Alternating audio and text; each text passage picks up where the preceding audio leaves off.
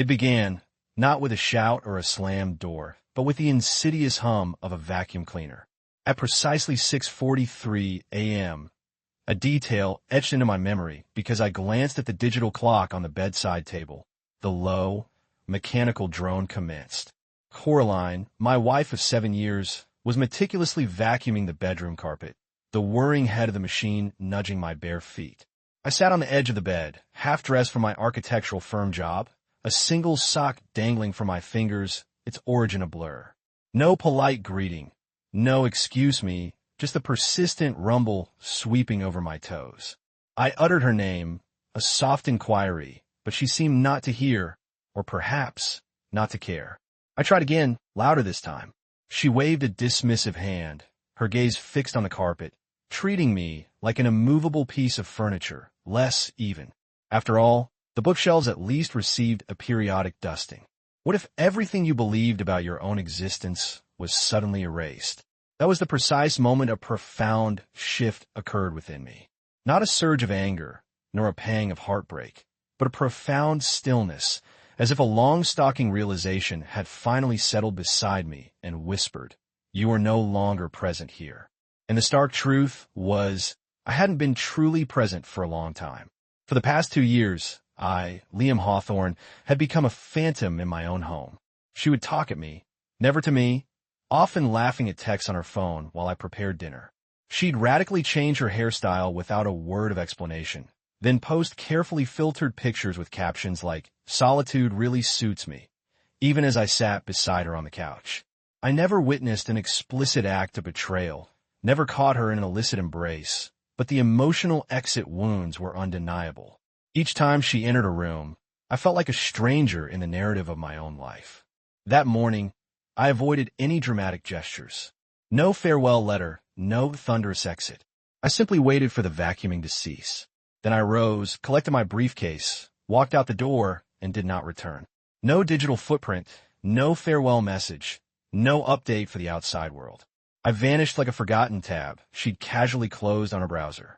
And for the first time in years, she noticed my absence, but by then, the chasm was too wide. I had naively assumed that walking away would be the most arduous part of this silent exodus. Here's what no one tells you about disappearing. The true challenge was the chilling realization that absolutely no one, not that day, nor the next, nor even a full week later, attempted to halt my departure. No calls, no messages, not even a passive-aggressive post on her social media feed. Just an echoing digital silence, as if I had finally become the emotional void I'd been inhabiting. In a strange, unexpected way, it felt like an eerie calm. For the initial 3 nights, I sought refuge in a quaint, old roadside inn 2 towns away. Its walls were adorned with perpetually damp wallpaper, and a vending machine in the lobby emitted a constant, low buzz. Yet within its unassuming confines, I could breathe. I powered down my phone completely, leaving it dormant in the glove compartment of my car. I abstained from shaving, from checking emails, from engaging with the outside world. I simply sat with myself, with a version of Liam Hawthorne who had been slowly suffocating behind practiced smiles and perfunctory dinner table nods. I began to fill a small notebook with thoughts and observations, not with any grand plan in mind, but because I desperately wanted to remember what it felt like to finally be authentic. By day 4, an unexpected development occurred. Marcus Sinclair, the hotel manager, a man whose beard resembled a well-tended cactus, handed me a folded note at the front desk. "A woman called here looking for you," he explained, his voice a low rumble. Didn't give a name, just asked if anyone had checked in alone. Said she had tired or sad eyes. My stomach plummeted. Coraline, who never even registered a new haircut on me, was now calling random establishments? I asked him what he'd told her. He merely shrugged, said nobody matched that description. Figured you'd prefer it that way. Ready to learn the shocking truth about what she was really feeling? That evening, I ambled across the street to a brightly lit diner and claimed a secluded corner booth. As I mechanically consumed a plate of eggs I didn't truly desire, I watched my reflection in the window, grappling with an unsettling question. Was I grieving her, or was I grieving the man I had become? A fragile part of me still yearned for her to call, to utter the words, "Come home." I was wrong. But a louder, more resilient part one that had been muted for years, secretly hoped she was spiraling, consumed by regret, finally experiencing the profound emptiness she had so carelessly poured into me. On day 6, my best friend, Reese Anderson, emailed me. Not a text, but an email. The subject line, stark and immediate, read, "She's freaking out." I didn't open it instantly. I simply stared at those 3 words on the cracked screen of my ancient tablet. Then, slowly I read it. "Bro, she's absolutely losing her mind." Said, "You left a photo on the table. She called your mom. She called my mom. She even made inquiries at your old firm." "What did you do?" she kept asking. "She looks like she hasn't slept in days." It's the first time in years I've seen her cry, and it wasn't about a ruined dress or bad lighting. Just thought you should know. I closed the tablet, pressing its cool surface against my chest. Not because it brought me joy, but because it finally made me feel seen. The woman who had once vacuumed around me, as if I were invisible, was now unraveling, desperately trying to trace my steps. But I wasn't ready to be found. Not yet. I wanted her to sit with the crushing weight of everything she had so blithely ignored. That night, I retrieved the folded photograph I had deliberately left on our kitchen table. It depicted a younger Coraline and me, laughing effusively by a lake during a trip she used to label boring. I flipped it over in my hand and reread the single, poignant sentence I had inscribed. "You'll look for me when silence becomes louder than my presence." It wasn't merely a message. It was a prophecy. It's a peculiar phenomenon, how a place can outwardly appear unchanged yet feel utterly alien. On the 8th day of my self-imposed silence, I returned to our old neighborhood, cloaked in a carefully chosen disguise. Not for vengeance, not with any intention of returning, but purely to confirm my past existence there. I parked my car 3 streets away, pulling the hood of my sweatshirt low over my face, and walked past the house we once called ours. A package rested on the porch. Lights glowed warmly in the living room. Coraline's silhouette moved past the window, a hurried, jittery energy emanating from her. She was there, still inhabiting the space I had vanished from, as if trying to mend the hole I'd left by maintaining a frantic semblance of normalcy. But I saw it, the subtle hesitation in her step, the way she paused at the front door, as if anticipating a knock that would never come. She appeared smaller, not physically, but somehow less formidable, less untouchable. Her perceived power, it seemed, had always depended on my presence, my quiet compliance, my unwavering loyalty, my ability to simply stay. Without it, she was merely a pacing shadow in an increasingly empty room. I didn't linger. There was no need. That brief glimpse told me everything. The version of her who once rolled her eyes at my questions, who once declared, "You're too sensitive to survive in this world," was now beginning to fragment under the crushing weight of her own neglect. And I wasn't going to be her rescuer this time. Later that night, my phone buzzed with a voicemail from an unknown number. The message was brief, her voice shaky. "Liam, if you hear this, please just let me know you're okay. I don't care where you are. Just tell me you're alive. Please." She sounded like a stranger, reciting someone else's script. There was no trace of control in her voice, no sarcasm, no detachment, only raw, unadulterated fear. And I despised the part of me that softened at the sound of it, that after everything, after being ignored, sidelined, dismissed, I still cared that she was hurting. I wanted to scream at the universe for wiring me this way, for making me the kind of man who would disappear to save his soul, yet still ache over the fragments he left behind. I didn't respond, not to play games, but because I knew that if I allowed even the tiniest crack in the wall I'd meticulously constructed, she would effortlessly pull me back in with guilt, with tears, with a few soft-spoken regrets rehearsed just well enough to sound sincere. And I would believe them. I always had. So instead, I did what she had never done for me. I protected myself. By the 10th day, the ritualistic panic of waking up began to subside. Initially, my body anticipated the rhythmic click of her heels across the polished hardwood, her voice rehearsing corporate emails aloud while I quietly stirred instant oatmeal in the kitchen. Now, it was solely the soft hum of the motel's air conditioning and the distant rumble of an occasional passing truck outside my window. Silence had transcended mere comfort. It had become sacred. It offered a clarity I hadn't experienced in years. But the past, it seemed, was not yet finished with me. On the 12th day, a package arrived at the private mailbox service I had arranged months prior under an assumed name. No return address. Only my name pinned in her unmistakably elegant handwriting. I hesitated to open it. My hands trembled as I sat in my car, staring at the plain brown envelope. I desperately wanted to believe it contained a peace offering, a letter, perhaps a confession, some form of closure. It contained none of those things. Inside were copies of receipts, extravagant hotel bookings, private car services, charges from high-end restaurants and cities she had adamantly claimed never to have visited, all meticulously dated to the period we were still sharing a home.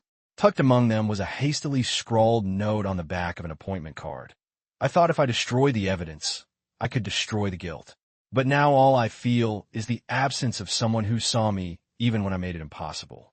I'm sorry. No, dear Liam. No elaborate explanation, no details, just the bare minimum delivered far too late and too fragile to support the weight of what it implied. And still, I clutched that flimsy note for an entire hour, as if it were a precious relic from some forgotten life. The part of me that had always craved answers crumbled right there, in the desolate parking lot of the gas station. I drove for hours afterward, with no particular destination in mind, just the relentless motion. Somewhere outside the sleepy town of Maple Grove, I pulled into a diner with flickering neon lights and ordered a coffee I never drank. I retreated to a back corner booth and stared blankly at the wall, feeling the oppressive weight of every quiet dinner, every dismissed worry. Every night I had lain awake beside someone who had already departed from me in every way except physically. She had lied, not merely about her whereabouts or companions, but about loving me.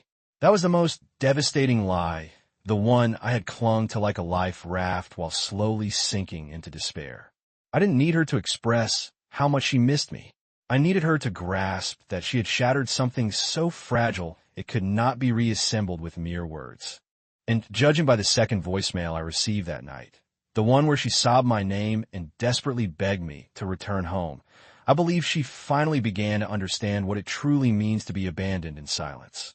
By day 15, the pervasive loneliness had subtly altered its form. It was no longer a suffocating silence pressing down upon me. It had transformed into something sharper, quieter, yes, but also louder in its own cruel way. It was the kind of silence that compels you to hear your own thoughts at full volume, without the mercy of distractions or background noise, just the resonant weight of memory. And memory, I was learning, did not whisper, it roared. I kept recalling the day I caught her admiring herself in the hallway mirror, subtly adjusting her blouse, tilting her head with an almost professional pose, as if for someone else's gaze, not mine. She hadn't known I was standing just behind the half-open door. And when her phone illuminated and she genuinely smiled, a broad, uninhibited smile, I realized I hadn't seen that expression directed at me in months, perhaps even years. I never inquired who the message was from. I didn't want to lie. I already possessed the undeniable truth. But now, as I sat in a dilapidated cabin nestled beside a lake no one frequented anymore, I wondered if she still regarded her reflection in the same way. Did she still find pleasure in what she saw, knowing the immeasurable cost? Or was the house too quiet now, the shadows stretching too long?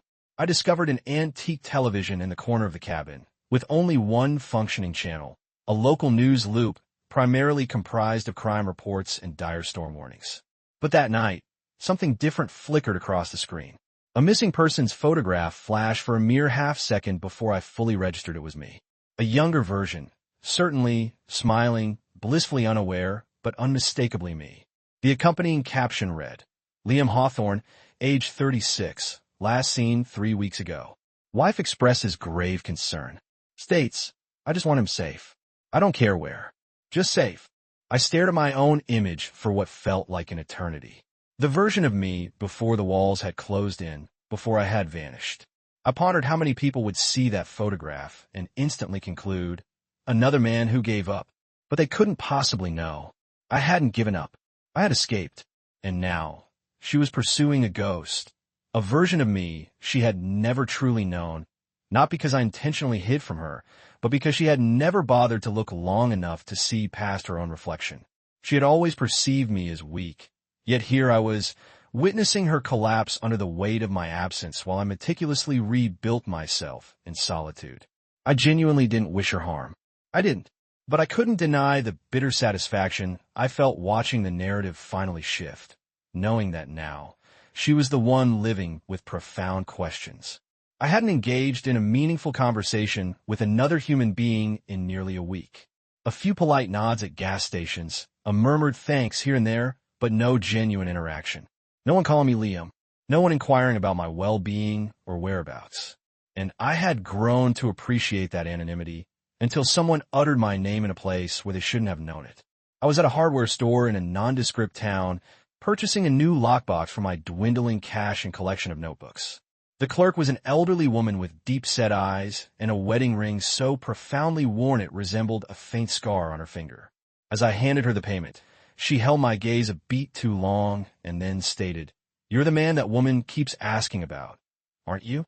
Disappeared husband. Left behind a photograph and a cryptic note. My spine stiffened. I offered no reply, simply stared fixedly at the counter. She didn't press the issue. She merely returned my change, adding, "She came through here 2 days ago." Asked if anyone had seen a quiet man.